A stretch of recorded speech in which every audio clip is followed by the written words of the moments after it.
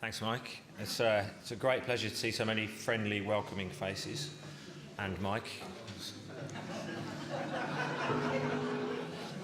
So that's me. I'm afraid there's good news and there's bad news. The bad news is I'm not as dynamic as Dougal. I'm not as inspiring as Sarah. I'm not as well backed by a company that deals in billions of pounds like Julia is. And I'm nowhere near as funny as Alistair, but the good news is that I do have some money and I want some of you to have it, so hopefully you'll like me by the end of it.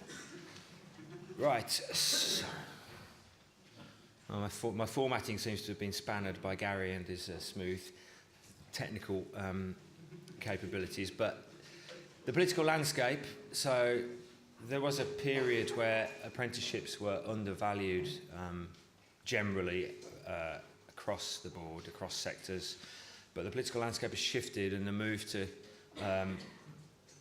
desperately trying to get everybody into some kind of university and get a degree and academic qualification of dubious value are kind of gone, and now apprenticeships are completely on a par, or considered to be on a par with academic qualifications. So it's a really good time to be thinking about. So I'm slightly worried about the elected. Look at that. I've not grown in Britain, hopefully. It's an old draining board. Oh yes, so it is. Fabulous. You must live in a strange house, Gary, that's all. You're right there. Right, so and here's some quotes from John Hayes, Minister of State for Education, a couple of years ago, just sort of making that point. He went on to be a little more florid than you would usually imagine. Craft and beauty, all the rest of it. But basically, apprenticeships are at the heart of government policy. We saw earlier about some figures that Dougal had got and was questioned about, possibly rightly so, about the potential for jobs in the supply chain. And it's important, as Dougal explained pretty well when responding to the question from the gentleman in the audience, that the figures about how many jobs are there and how many cube you need to create a job are kind of not something that you need to really worry about. That's what we worry about, because when we go and speak to the local enterprise partnership or government departments, we can't talk about cubic metres and we can't talk about hectares of woodland. We have to talk about GVA and value and value to the economy and number of jobs. And so this is the language that we have to speak when we're trying to get things into the sector to help economic growth. So try not to get hung up on the figures. There are 2 or 3 different sort of methodologies for working them out, but fundamentally the good news is that there's loads of undermanaged woodland, and getting that woodland into management will create jobs and economic benefits, particularly in rural areas where those things are most needed. So it's kind of good news. There is some bad news, obviously, and I probably don't need to tell you about the barriers to getting things done and to getting particularly apprentices into your businesses, if indeed that's what you're interested in. I'd be very happy to be told that these aren't actually barriers, and there aren't any barriers and you've all got an apprentice and they're just all slaving away in the woods while you're here on a jolly eating the biscuits today, but I suspect it's not the case. And if this is a snapshot of what the sector is like in any given place, I always try and think of these things on a human silviculture kind of perspective. So if this was a woodland, I'm slightly worried about the age structure, although the yield class is looking quite good in some of you.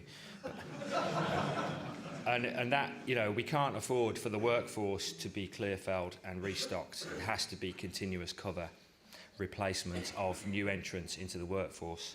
And that's kind of what I'm here to try and do, really. So I mentioned money.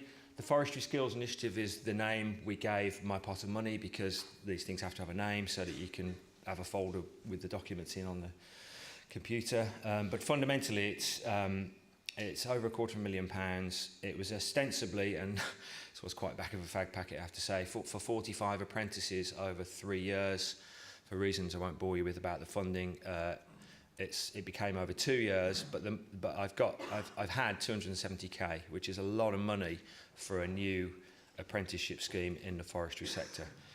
Excuse me, unheard of really, and with almost no strings attached to it. And because of the way the funding worked out last financial year, I was told to bend the rules to get the money out where it needed to be. You might want to edit that out of the final cut. So that's the thing. I've already given a lot of it away to worthy apprentices in various parts of the country, but I've still got almost 75k that I'm desperate for the right person to have, or the right people to have in this financial year. So the time is a little bit short, but the money's there, and it's really, really, in the language that we use of match funding and finance, it's clean match. There are almost no strings attached to it.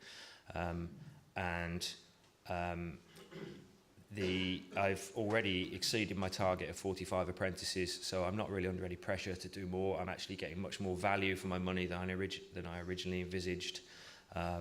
So everything is a bonus.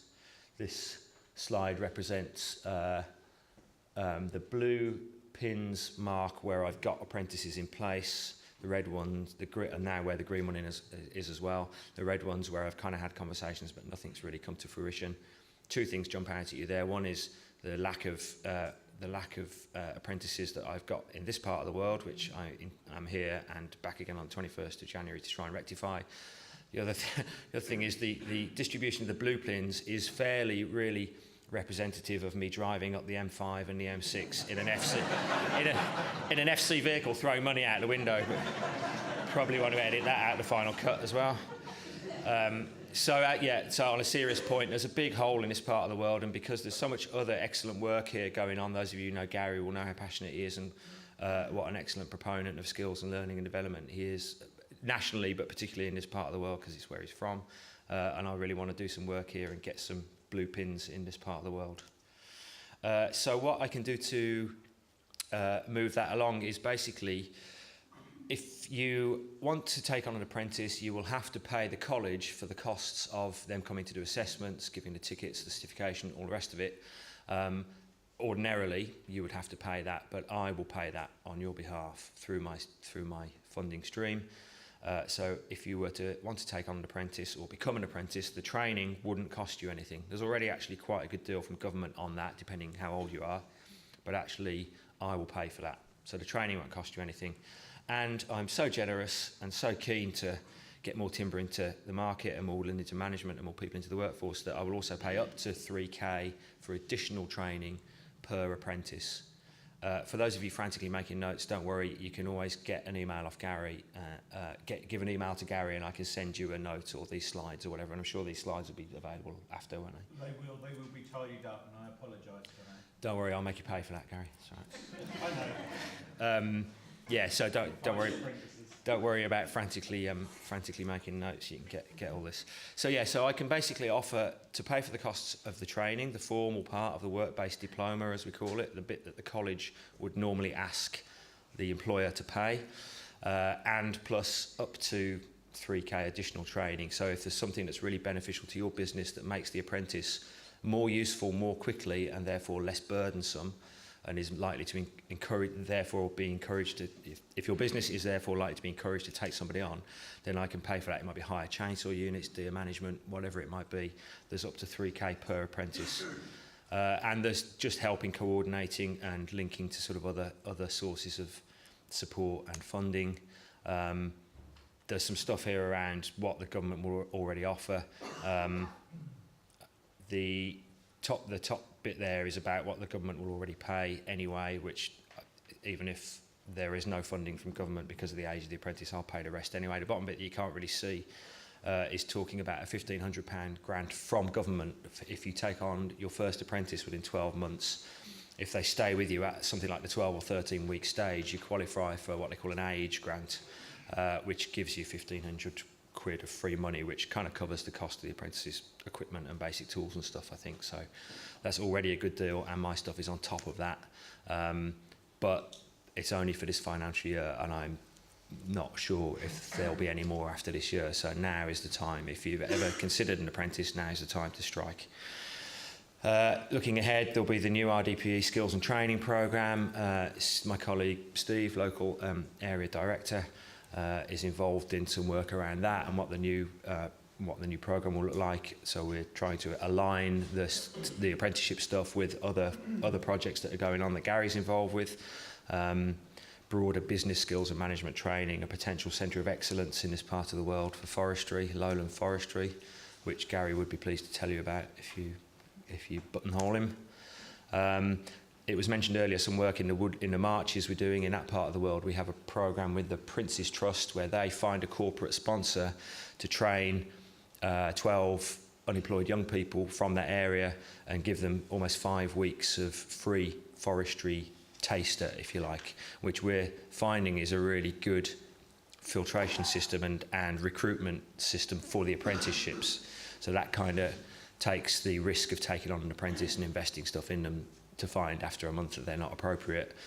In the marches, we have got this model where we can actually get a corporate funder to do that bit of it for us and take that risk out of the equation, and we're hopeful that that can be rolled out to other places, including this part of the world.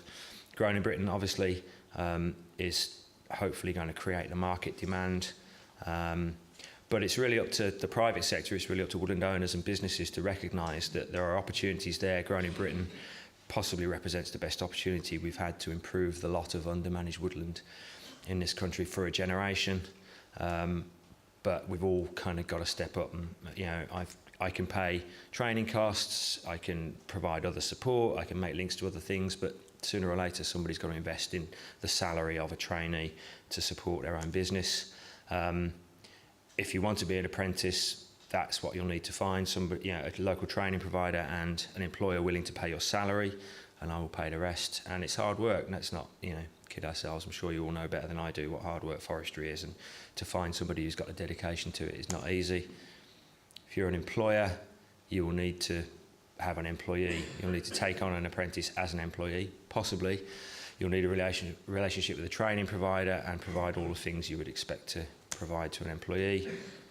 There's only one potential training provider in the room, and I'm talking to them anyway, so if you find the prospect of taking on an employee daunting because you've never had an employee before, you're a micro business, you're not up for the change of culture that might bring about, and you want a halfway house into that, then I've been doing some work with Edge, who are a training organisation set up by Anglia farmers in this part of the world. And what we are looking to do is to put together an agency for forestry that will employ the apprentice on your behalf so that you don't have the full responsibility of an employee. That organisation will help you find an apprentice, access the appropriate funding and training, but will spare you some of the responsibility of that. And with that in mind, we're holding a pie and pint evening, or a canapes and Chianti evening, if that's what fries your onions. On the 21st of January, there are flyers here so that Julia and Julie, if you could just stand up, two representatives of Edge are in the room. And if at the end of the event you would like to get more information, do please pick up a flyer from them or off one of the tables at the back or in reception, which will tell you about I think the flyer has the proper time and my slide has the old time for this event. 21st of January, I'll be back in this part of the world, and there'll be a bit of food and a drink and a chance to hear a bit more in depth about the ins and outs of taking on an apprenticeship, taking on an apprentice, and we would encourage you to register to come to that event.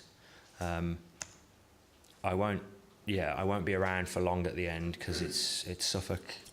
Sorry, you might want to edit this as well. It's a very long way back to Bristol, so I'm going to get straight off.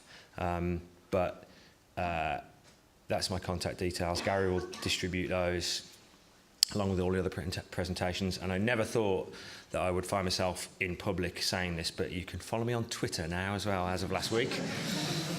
That's a whole new world of distraction and wasted time. But this audience, there's a picture of this audience sitting on a computer of a lady who offers spiritual advice in Florida on account of the fact that I took the photo and tweeted it to her this morning because she's one of my followers for some bizarre reason. But there you go, you're famous in Florida. Word of advice though, don't follow your kids on Twitter. You do not want to know.